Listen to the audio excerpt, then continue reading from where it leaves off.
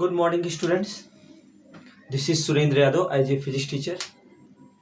Today, I would like to say something about very important topic of chapter number 1, Standard 12 Physics subject. This topic name is electric field intensity due to system charge. Before you have studied, in previous lectures you have studied electric field, and today I will teach you electric field intensity due to system charge. In other word, what is superposition principle in electric field. तो हम start करते हैं. तो electric field intensity due to the system of charge, principle of the superposition through we will get. Okay, तो first I will take draw the figure. I will draw the figure. Suppose that this is x-axis, y-axis and z-axis, and this is the origin. Let us consider we will take different charges, point charges q1, q2, q3, q4 till qn. Suppose that here one charge is q1, other charge is q2, and here q3, qn, and one point here, this point is p.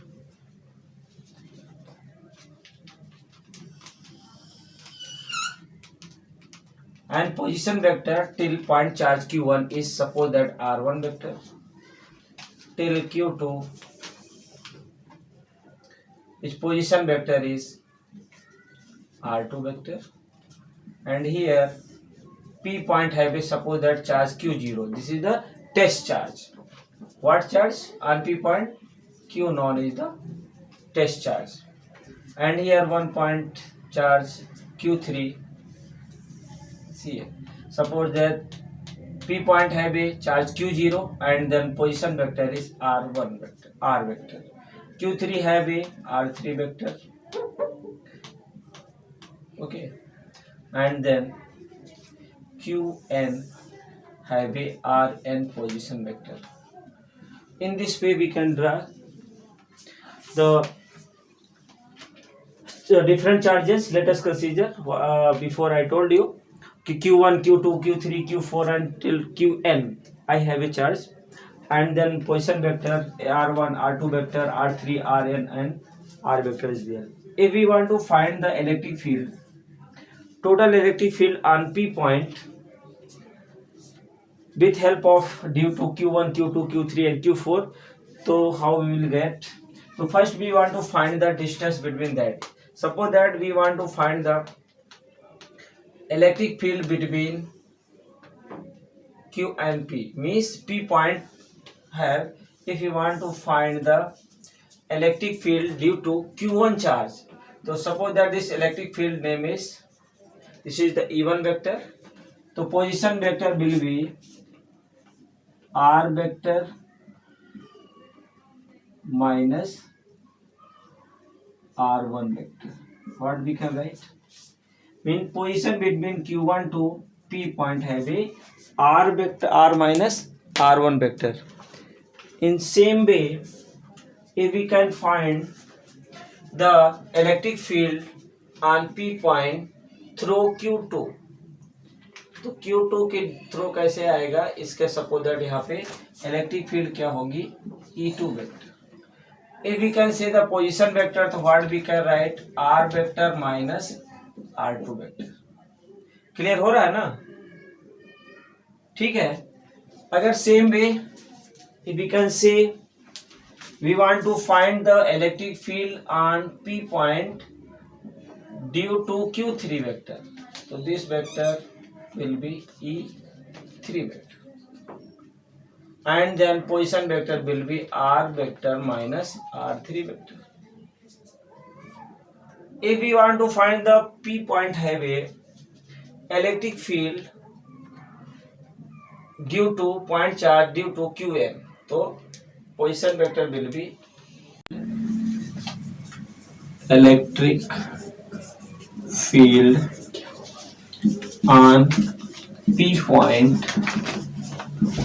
due to Q1 charge, then तो E1 vector will be क्या होगा? सभी को पता है क्या formula होता है? E वेक्टर का फॉर्मूला क्या होता है बताओ? पढ़ा था ना भाई, के क्यू बाई आर स्क्वायर। अगर वेक्टर के फॉर्म में लिखते हो तो यहाँ वेक्टर लगा दीजिए, ठीक है, R1 यूनिट वेक्टर, ये फॉर्मूला था। अगर इसी को हम लिखते हैं, के की वैल्यू पुट करते हैं तो क्या लिख सकते हैं? 1/4πε0 Q1 by R minus R1 vector modulus 3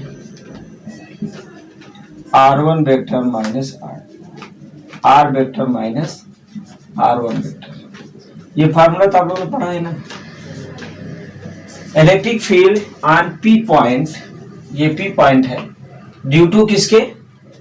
Q1 के थ्रू, ये Q1 के थ्रू, इसके बीच की डिस्टेंस क्या है? R vector minus R1 vector, ये है।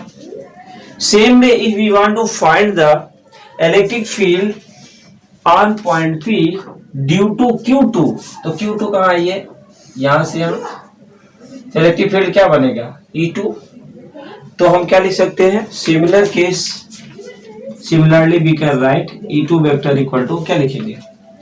सेम फार्मूला 1/4πε0 क्या लिखेंगे यहाँ? Q2 R vector minus R2 vector cube, और यहाँ क्या आएगा? R vector minus R2 vector, ठीक है, ओके। सेम वे 3 वाला कौन बताएगा? चलो आप लोगों को बताना है। E3 वेक्टर कहाँ है? E3 कहाँ है? Q2 पे, ये जो चार्ज लग रहा है, ये इसके बीच में जो डायरेक्शन है, ये E3 है। इसकी पोजीशन वेक्टर कितने हैं? R माइनस R3 वेक्टर, आप देख सकते हो ये Q3 है, ये P पॉइंट है, इसके बीच में Q3 के द्वारा P पॉइंट पे क्या इलेक्ट्रिक फील्ड लग रही है, क्या निकालना है वो हमें लिखना है।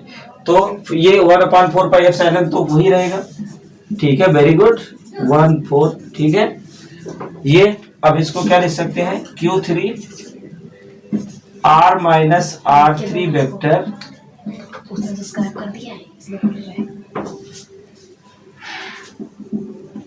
क्या है? R vector minus R3 vector cube, और ब्रैकेट में ऊपर क्या लिखेंगे? R vector minus R3 vector, ठीक है। सिमिलरली अगर हम लिखते हैं एडजेक्टिव, अगर Qn के द्वारा अगर हम P पॉइंट पे इलेक्ट्रिक फील्ड निकालते हैं तो क्या लिख सकते हैं? कौन बताएगा? चलो सोच लो क्या लिखना है। फिगर आपके सामने है, चलो ठीक है, सेम टू सेम यही लिखना है। En जहां पे था 1 2 3 वहां पे Qn हो जाएगा, और यहाँ फॉर्मूला आएगा 1/4πε0 Qn अपान क्या लिखे? R vector minus Rn vector modulus cube R vector minus Rn vector, okay. तो हमने सारे electric field different point charge के थ्रू हमने P पॉइंट पे डिफरेंट हमने इलेक्ट्रिक फील्ड फाइंड की। अगर हम कहें इसका P पॉइंट पर टोटल चार्ज क्या होगा, अगर हम कहें कि ये चार्ज इस पे P पे चार्ज जो है वो E चार्ज है, E इलेक्ट्रिक फील्ड है, तो क्या होगा? कौन सा फॉर्मूला लगाएंगे? सुपरपोजिशन प्रिंसिपल लिखिए। अकॉर्डिंग टू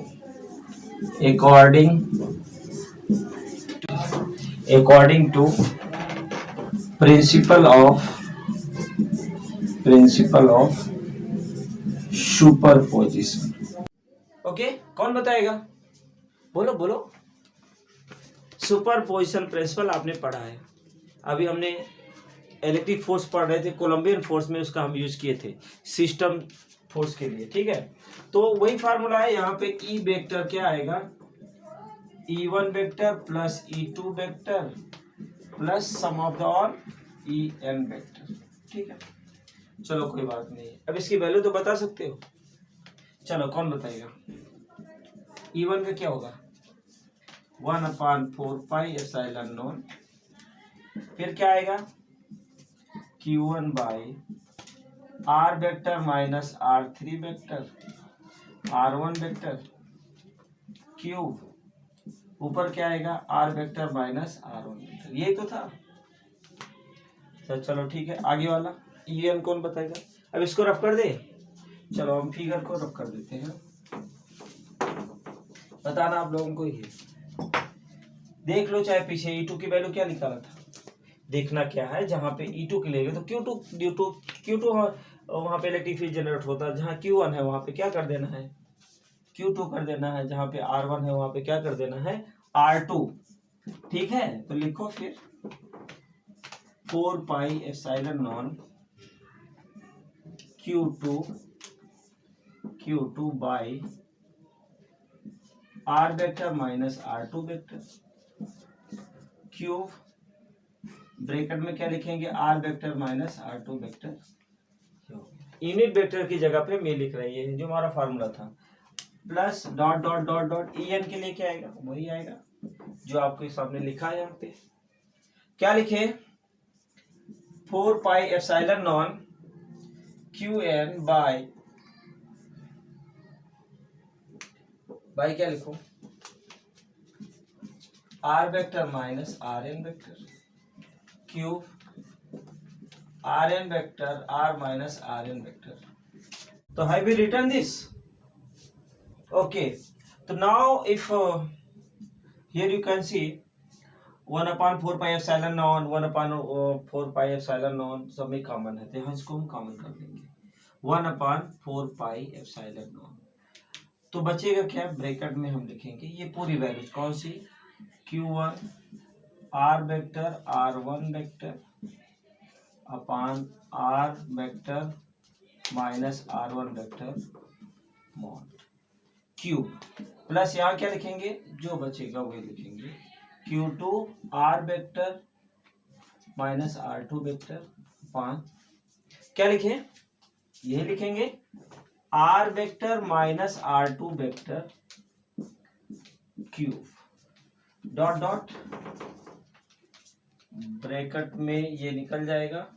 तो क्या लिखेंगे? Qn R vector minus Rn vector upon R vector minus Rn vector whole cube bracket close.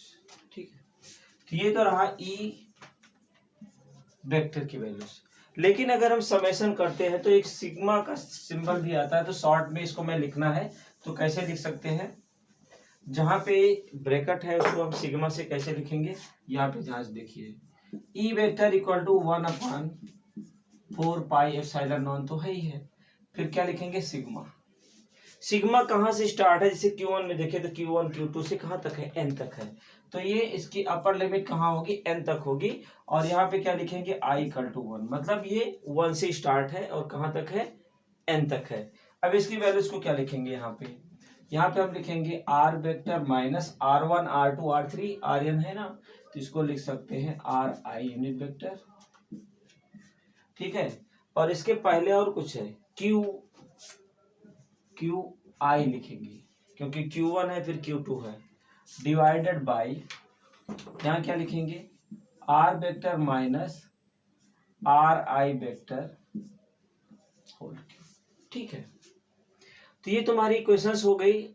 Superposition principle के through we have got the electric field intensity due to ये system के लिए हमने gate कर लिया। लेकिन यही चीज अगर कहा जाए कि जो पॉइंट चार्ज P था, if this is situated on A centre, मतलब सेंटर मतलब ओरिजिन पे, if point charge P is तो E इक्वल टू 1/4πε0 क्या लिखेंगे? सिग्मा लिखेंगे Ni इक्वल टू 1 कहां तक? QI ये जीरो हो जाएगा, क्या लिखेंगे, R I vector upon are I vector Q, या फिर हम इसको ऐसे लिख सकते हैं, ई वेक्टर इक्वल टू, क्या लिख सकते हैं, 1/4 पाई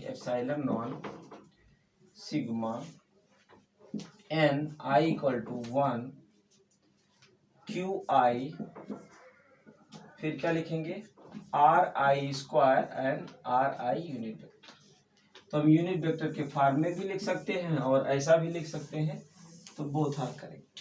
ये कब इक्वेशन आएगी, जब पी पॉइंट सेंटर पे होगा या ओरिजिन पे होगा। अगर ओरिजिन पे नहीं, ओरिजिन से दूर किसी डिस्टेंस डिस्प्लेसमेंट में है, तो ये इलेक्ट्रिक फील्ड का हमें फार्मूला मिलेगा। ओके, तो आई होप आपकी समझ में आ गया होगा। Have you written? Okay, thank you.